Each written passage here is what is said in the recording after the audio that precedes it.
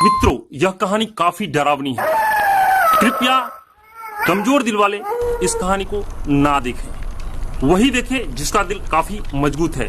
Suspense से भरी हुई भूत, प्रेत, पिशाच, किच्चन, डायन ऐसी खौफनाक कहानी सनसनी को चीरती हुई आपके सामने पेश है प्रेम की बेमिसाल कहानी। चुड़ैल की एक ऐसी दास्तां जो सिर्फ हमारे चैनल पर है। सच्ची घटना पर आधारित कहानी। हमारे चैनल को आप जरूर से सब्सक्राइब करें। वह लाल वाला बटन दबाए, फ्री है, पैसे नहीं लगते हैं और वीडियो को लाइक अवश्य करिएगा। आइए कहानी सुनते हैं, एकदम फ्रेश और नई। सुरेश अपनी पत्नी से बहुत प्रेम करता था। वो अपनी पत्नी पे जान छिड़कता था, उसकी सारी इच्छाएं पूरी करता था। नई नई शादी जो हुई थी सुरेश की, 7 महीने की उसकी पत्नी गर्भवती थी। सुरेश के घर के पीछे एक बहुत पुराना बड़ का पेड़ था। सुरेश की पत्नी आंगन में खाना बनाया करती थी। परिवार में बहुत कम सदस्य थे। गांव घर के बगल में बहुत सारे पेड़ थे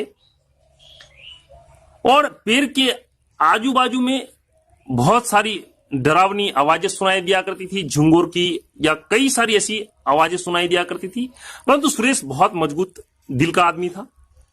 वो वहां बहुत मजे से रहता था, अपनी पत्नी के साथ बहुत अच्छा जीवन गुजार रहा था। उसकी पत्नी भी उसे बहुत प्रेम करती थी। एक दिन उसकी पत्नी आंगन में बैठकर खाना बना रही थी कि आंगन में एकाएक बहुत ऐसी बदबू जहां आप नाक नहीं दे सकते थे। इतनी खराब गंध और किसी मनुष्य की जलने की बदबू आ रही थी, जैसे लग रहा था कि किसी को जलाया जा रहा है। इतनी खराब बदबू, नाक नहीं दे सकते, ऐसी बदबू, गंध पूरे घर में फैल गई। सुरेश की पत्नी को बर्दाश्त नहीं हो रहा था। वो आंगन से उठ के घर में चली गई। फिर धीरे धीरे बदबू खत्म हो गई, लेकिन अब हर दिन बदबू फैल जाया करती थी। हर दिन बदबू धीरे धीरे गंध पूरे घर में फैलने लग गया। कई सड़ी हुई, जली हुई बदबू आती थी, जैसे लग रहा था किसी को यहां जलाया जा रहा है, किसी मनुष्य को आग में जलाया जा रहा था। और आप अगर शमशान घाट गए हैं तो वहां देखे होंगे कि कैसे जलने की बदबू आती है। इसी प्रकार बदबू आती थी और पायल की छन छन की आवाज सुनाई देती थी। कभी बच्चे की रोने की आवाज सुनाई देती थी, तो कभी ऐसा लगता था कि सुरेश की पत्नी के कान में कोई औरत फुसफुसा रही है धीरे से। वो डर जाती थी, चौंकती थी। उसने सुरेश को बताया कि मेरे साथ ऐसी ऐसी घटनाएं घट रही है। सुरेश ने इसे मन का वहम बताकर टाल दिया और अपने काम पर चला गया। सुरेश की पत्नी फिर अपने काम में लग गई, लेकिन घटनाएं बढ़ती गई। ऐसी घटना बढ़ गई कि रात में वह चौंक कर उठ जाया करती थी और एक निश्चित समय पर उसकी आंख खुल जाया करती थी। गर्भवती औरत को घर से बाहर नहीं जाना चाहिए रात के समय में। वह शुद्ध हवा खाने के लिए घर के आंगन में चली गई। देखती क्या है, उस पेड़ पर एक औरत पैर लटकाकर उसी की तरफ देख रही है और कुछ फुसफुसाने की आवाज उसके कान में सुनाई दी। वह गिरकर वहां बेहोश हो गई। सुबह सुरेश को पता चला उसकी पत्नी आंगन में गिरी हुई है। उठाकर सुरेश उसे बेड पर लिटा दिया, पानी के छींटे मारे। सुरेश की पत्नी ने जब आंख खोला तो ये तो सुरेश की पत्नी थी ही नहीं, यह तो पूरी बदल चुकी थी। इसकी आंखें लाल, ओंठ काले पड़ चुके थे, चेहरे बहुत डरावने हो चुके थे, सूख गए थे। ऐसा लग रहा था जैसे शरीर में कोई खून ही नहीं। और एक तो गर्भवती थी। बहुत सारे लोग आ चुके थे, आंगन में जमा हो चुके थे। डर गए थे सब लोग। सुरेश भी डर गया कि आखिर क्या हो गया मेरी पत्नी को। एक तो गर्भवती है, अगर कुछ हो जाता है तो लेने के देने पड़ जाएंगे। कई लोगों ने कई तरह की सलाह देने प्रारंभ कर दी। परंतु कुछ लोगों ने कहा कि इसे कई ऐसी घटनाएं घट रही थी इसके साथ, तो इसे किसी तांत्रिक को दिखा देना चाहिए। मरता क्या नहीं करता, सुरेश दौड़ते दौड़ते तांत्रिक के पास गया और तांत्रिक को बुला लाया। तांत्रिक ने सुरेश की पत्नी के बाल बांधे, उसके शरीर पर गंगाजल छिड़का और मंत्र पढ़ना प्रारंभ कर दिया।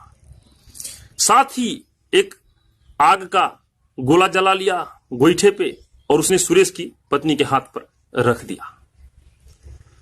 आग रखने के साथ ही सुरेश की पत्नी जोर से चिल्लाई और रोने लगी, कराहने लगी, चिल्लाने लगी। लेकिन तांत्रिक ने उसके बाल नहीं छोड़े और पूछने लगा, बता कौन है तू, कहां से आई, किस लिए आई, क्यों परेशान कर रही है इस बच्ची को। पर कोई जवाब नहीं। तांत्रिक ने छड़ी निकाली, 2-3 छड़ी सुरेश की पत्नी को मारा और फिर गंगा जल छिड़कने के बाद उसने पूछा, बता कौन है, मैं तुझे डब्बे में बंद कर दूंगा, तेरी आत्मा को जला दूंगा, बता कौन है तू।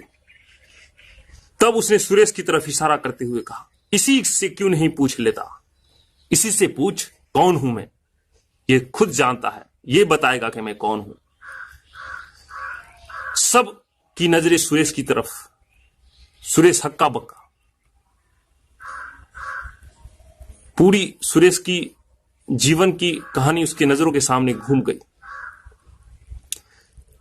तांत्रिक ने अब सुरेश की तरफ कहना प्रारंभ किया, कौन है, बता, तुम बताओ कौन है ये। सुरेश ने कहा, बहुत समय पहले मेरी शादी हो चुकी थी, परंतु मुझे मेरी पत्नी से कोई प्रेम नहीं था, क्योंकि शादी मेरी मर्जी के बगैर हुई थी। मेरे घर वाले ने जबरदस्ती मेरी शादी करवा दी थी, परंतु मैं इससे कोई रिलेशन नहीं रखना चाहता था, कोई रिश्ते नहीं रखना चाहता, इसलिए मैं इसके साथ सोता भी नहीं था। 3-4 साल बीतने के बाद भी जब इसके बच्चे नहीं हुए तो लोग ताना मारने लगे। मैं इसके पास नहीं जाता था, ना ही इसके साथ सोता था, ना इसके साथ रहता था। लोग ताना मारते थे या गुमसुम रहती थी। मैं इसे पसंद नहीं करता था, मैं इसे पीछा छुड़ाना चाहता था।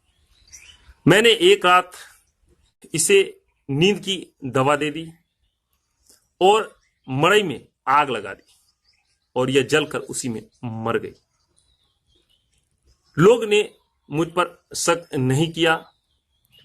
मैंने लोगों को समझा बुझाकर इसे अपने बड़ के पेड़ के नीचे दफना दिया, ताकि मुझ पर कोई केस ना हो और मुझे कोई पुलिस ना ले जाए।